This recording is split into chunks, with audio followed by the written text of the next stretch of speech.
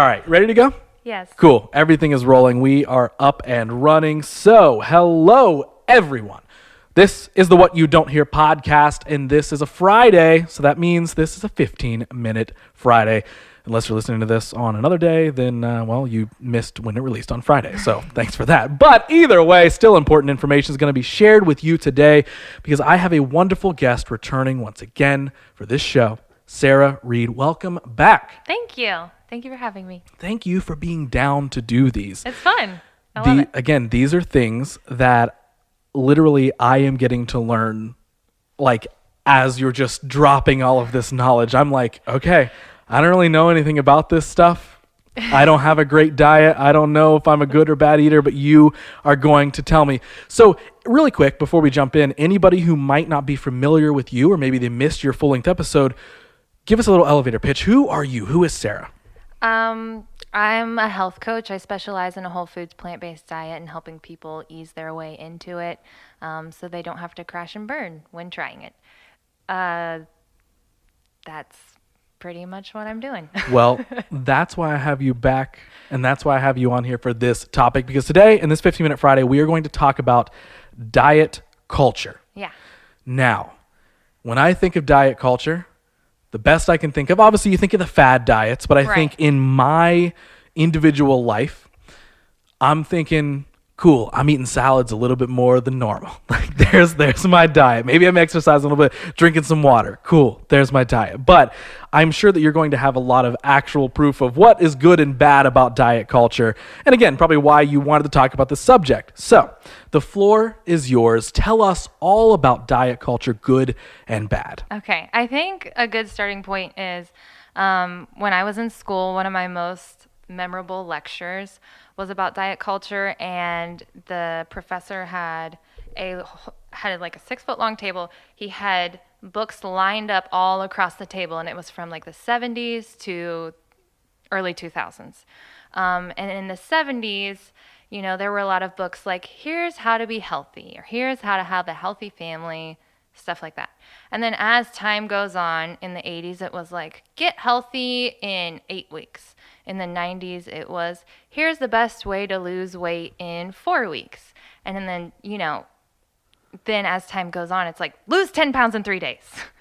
So, yeah, so I think it's important to know that our society has obviously grown to be a microwave, instant gratification culture. So that's the first kind of scary thing about diet culture is there's so many tips and tricks and juices and cleanses and all these things you can do to lose weight fast and feel great, but it's generally not healthy or helpful for your body. So quick changes like that, quick like fad diets aren't really the best route to, they're enticing, right? Because it says like, hey, fix your problem now. Like that's what we like. Okay, so what's bad about them? And you can give me as many examples as you want here. Okay. What is it, just because it's such a, you know, is it because like, hey, you're trying to transition your body too quickly and it needs time to kind of make the positive transformation? Or is it, you know, hey, the things that they're putting in these proteins that are supposed to whatever, like, or is it a mixture of everything? It's a mixture of everything. Okay. So there's different diets out there. There's literally like a grapefruit diet where people eat grapefruit for like 6 days or something. That's obviously not healthy. And then there's obviously the low carb diet. The Atkins diet was really big, I think in the 90s, and now it's kind of transitioned to the keto diet or the paleo diet. I don't know all their specifics because I just can't keep up with them. But a low carb diet is bad because the body's natural fuel is going to be carbs and sugar, but you want to get that healthily from like whole grains and fruits and like real foods.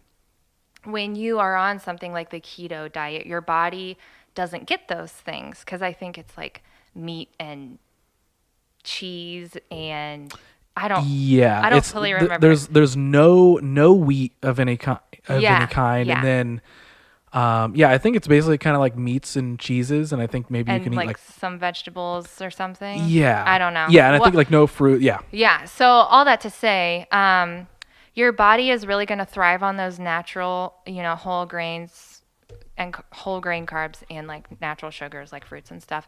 But another major thing that your body is going to thrive on is fiber. There's no fiber in meat and cheese, but it is in plants. So let me see if I can explain this. So if you're on something like a low carb diet or the keto diet, and you eat chicken with cheese on it and like few pieces of broccoli, you don't have when you eat the food, you don't have enough fiber for your stomach to tell your brain that you're full. And this happens also with the standard American diet, with all the garbage that we eat, like McDonald's and like donuts and stuff like this. So I guess this kind of applies to everything. But so when you eat these foods, your stomach is not satisfied. Or your stomach is not satisfied because there's a lack of fiber and nutrients. Have you ever had McDonald's or Taco Bell and then like an hour later you're hungry? 100%. Yes, that's because there's no nutrients in those foods and your body was not, Actually sustained or anything. Yes, actually sustained. Yeah. So when you eat these foods, there's all kind of making you feel sluggish and stuff, and your stomach your brain is trying to tell your stomach that it's full because you just ate this, you physically can see all this food that you're eating, but your stomach is not satisfied. So then your stomach is trying to send signals to your brain saying, we're still hungry. And, as we are humans, the stomach is always going to win. So then we continue to eat more food. Right. Okay. So what would you say, like, is it just the quick fix attitude that is just so much easier, that is just going to take over people way easier than, like, I guess my to form a proper question here. Right. No, you're good. Do you think it's way more about like a good diet, right? And a healthy diet culture maybe is more about replacing, all the nutrients, all the different things that you need from food, is about replacing, just get better options of those things you're getting rather than taking things out. Because I think, and again, totally correct me if I'm wrong, but I would kind of dissect it as like, so many diets are always telling you to get rid of something, right? Don't eat this, don't eat wheat, don't eat whatever. And I'm sure there's good in taking certain things out, but is that kind of the issue with something like keto or with something like anything else, where it's like, hey, get rid of all these things and eat only this because it lowers your carb intake or whatever, but it also lowers other nutrients and things that you need? Like, so the big thing with like fad dieting is if the average American person is eating the standard American diet, so they're eating a lot of pizza, donuts, pop, soda, French fries, stuff like that. So of course, when you do these diets, you're going to lose weight. You're going to feel better because you're getting all the crap out of your system. However, when it's saying like, I think there's the Whole30 or something, like, doesn't have you eat beans and stuff, which is crazy because beans have an amazing amount of fiber and everyone should focus on getting more fiber. Everyone's like freaked out about not getting enough protein, and that's totally wrong. You should be really focusing on fiber. Sorry, I just went on a side tangent there. No, you're good. I don't even remember. I don't even remember now. I just get really frustrated about the protein thing. You're like, come on. Okay, well, let's go with this. So America has completely inflated protein proportions, which is really frustrating. And this goes into the fad diets like the keto diet, the paleo diet, even the Mediterranean diet. That diet is honestly one of the best diets you can have. However, in America, it is not. Because America has blown up these proportions, like meat proportions and stuff like this, that can cause long-term diseases and effects to your body that you don't want. This is because the meat and dairy industry are like really, they are funding a lot of organizations, nonprofits, classes, stuff like that. They've to have you eat more meat. So we kind of we don't have a good idea of how much meat we should actually be eating. Right. In the late 90s, the food pyramid, I believe, comes out like it's the My Plate now, but when we were young, it was the food pyramid. Do you remember that? Yes. And didn't that changed recently, yes. Right? They were like, hey, this is not what it is. Right. During the Obama administration, they switched it to My Plate, and opposed to having I think they do still have servings, but opposed to looking at it as a pyramid, you should look at it as a plate, and this is how your plate should be proportioned out. It's like half fruits and veggies, proteins, and like, whole grains. Anyway, so for example, in the late 90s, I think it was 99, the USDA was actually sued by a doctor named Neil Bernard because he looked at the new things, that the new proportions that they were suggesting for people to eat. And think about this. When the government comes out with suggestions on what you should eat, like the food pyramid or My Plate, this is going to everything. Mm-hmm. And this is going to fuel everything. And this is going to go to school lunches, senior centers, hospitals, all that kind of stuff. Right. So back to, in the late 90s, Neil Bernard saw this new pyramid that they were going to put out, and he was like, this is going to give everyone a heart attack.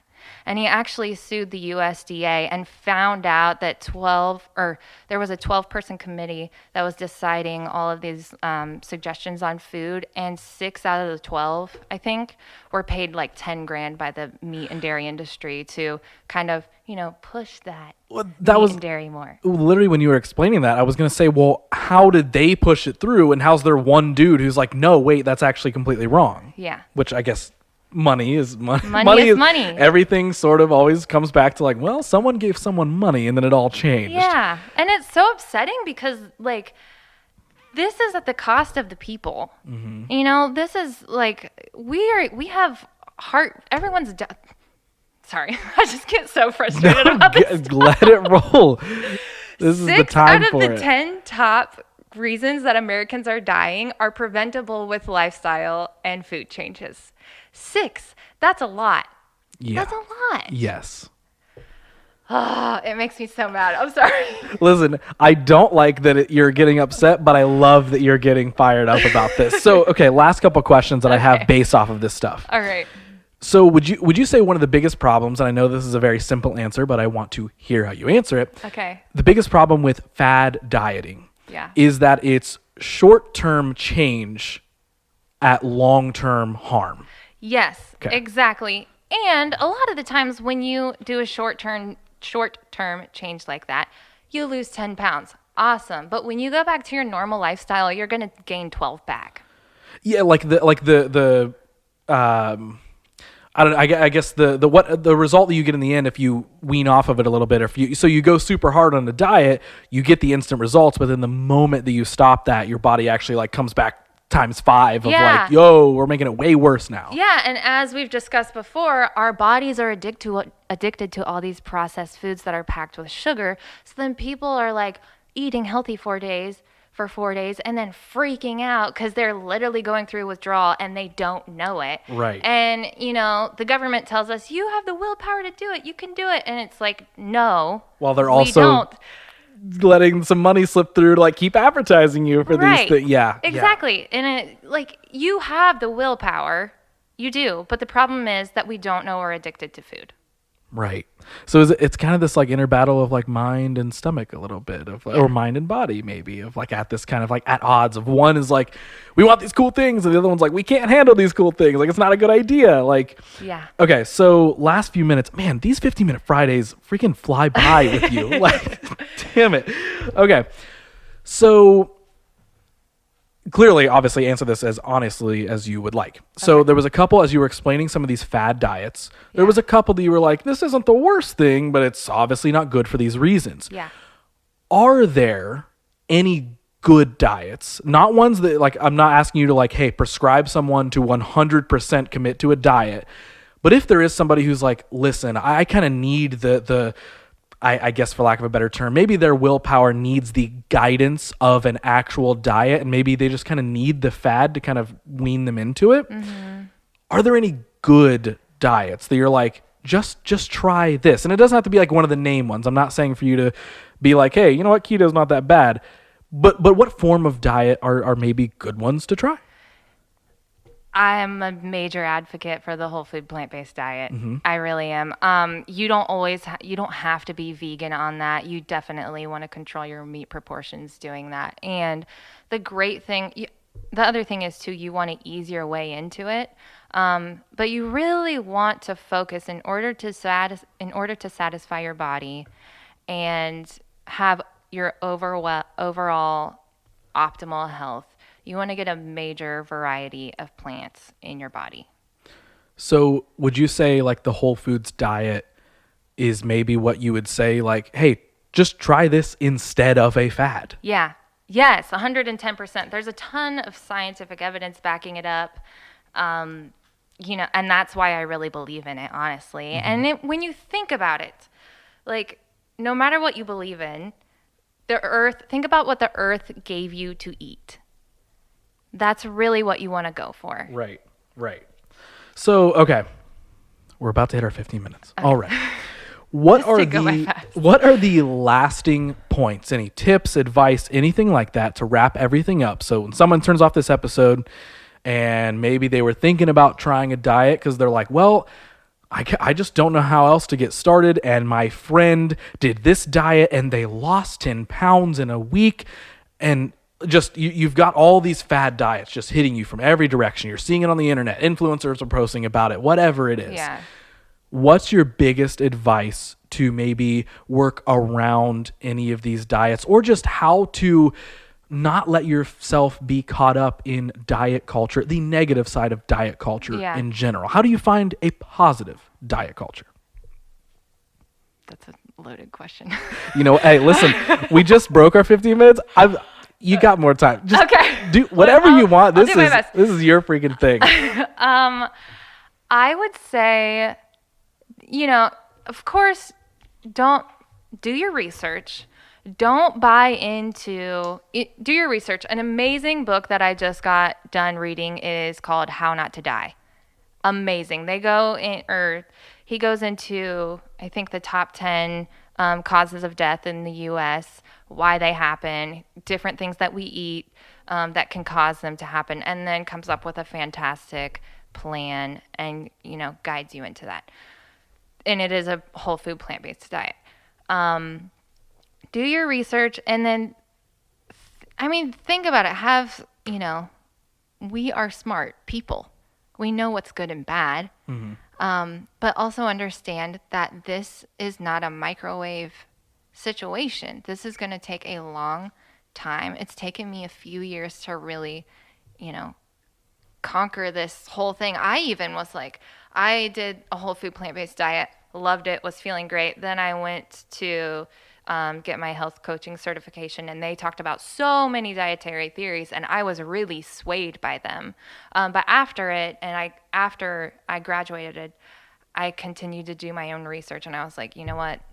This is what I believe in, and this is what it has evidence that it's going to be the best for my body for a long, happy life, hopefully with not long, miserable hospital stays.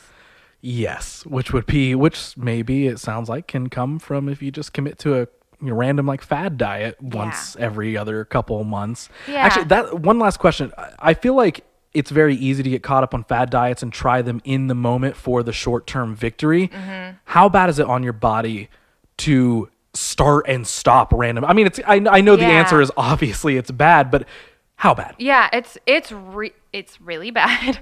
The yo-yo dieting situation is going to take a major toll, especially on your gut microbiome. If you're feeding it veggies and everything one day, and then cookies and cake and French fries because you're crashing the next, that's really going to throw you off. It messes with your hormones. It messes with your mental clarity, your overall attitude. Those are just short-term effects. Bad all around. Yeah. Think about longevity. Like, this is your life. You want to live a long, happy life. Most people. Yes. And I personally, when I decided to commit to this, I decided I want to live a long, happy life without being on 4 medications, without having major surgeries. A lot of people think, this lifestyle is crazy and so unattainable. But what's crazier, eating vegetables and taking care of your body and drinking water throughout your life, or when you're 45, have open heart surgery and recover, have to have a long, tedious recovery from that? Yes, 100%. Damn it, I'm learning That's so my much. 2 cents. I'm learning so much. You know what? This episode's gonna have its own hashtag. Hashtag fad is bad. How I'm about into that? it. Got it? Perfect. Well, if you do want to use that hashtag, make sure you do it when you share this episode around if you found anything important or useful or anything like that from it. So share it around the internet if you liked it. Tag me at Who's Ross Tyson. Tag the show at WYDH Pod. Sarah, where can they find you on the internet to tag you? Or if they want to ask you some more questions about, hey, I was thinking about jumping into this new diet. What do you think? If they want to ask you questions, reach out, or just follow you for more health tips. Where can they do that? I'm mostly active on Instagram. You can follow me at Plant-Based Sarah Lou. Boom. There it is. Another 15-minute Friday in the books. Sarah, thank you so much. Thank you. This was fun. Dropping so much knowledge.